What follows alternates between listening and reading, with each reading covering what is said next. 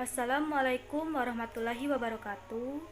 Perkenalkan, nama saya Lia Triani, NIM 2130901218 dari kelas Psikologi Islam 6, Fakultas Psikologi, Prodi Psikologi Islam.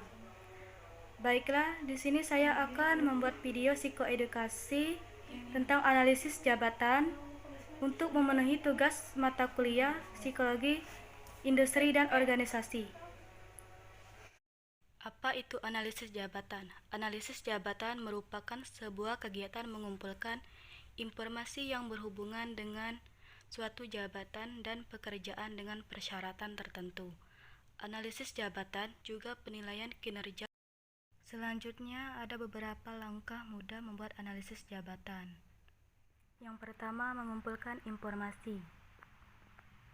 Ada beberapa cara dalam mengumpulkan informasi melewati kuesioner, observasi, dan wawancara. Yang pertama, kuesioner ialah daftar pertanyaan tertulis yang berfungsi untuk ditujukan kepada responden.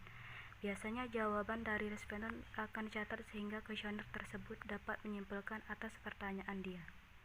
Dan yang kedua, observasi atau pengamatan ialah pengamatan yang berhubungan dengan semua alat indera atau biasanya digunakan bantuan alat elektronik untuk mengetahui perilakunya.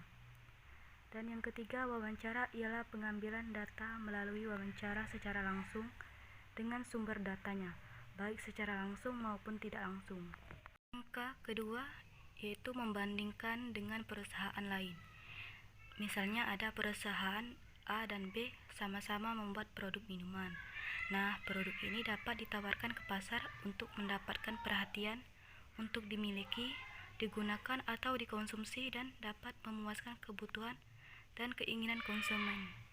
Namun, walaupun sama label atau namanya, harus berbeda dan dari segi desain, rasa, kualitas, variasi, harga jual harus berbeda. Langkah ketiga, fokus pada kebutuhan perusahaan. Menjalankan bisnis tidak hanya sekedar tentang mengelola produk dan berhasil menjual, tetapi ada faktor lain yang juga harus dipertimbangkan agar bisnis tetap berjalan dengan lancar. Salah satunya adalah memahami customer focus. Customer focus ialah orientasi dari rangkaian pelayanan yang diberikan kepada pelanggan. Customer focus merupakan bagian dari suksesnya sebuah bisnis. Customer focus membuat pemilik bisnis lebih menyadari kebutuhan yang paling diperlukan oleh pelanggan. Yang terakhir, membuat job description secara tepat. Job description merupakan penjabaran kerja, jabatan, dan tanggung jawab pekerja.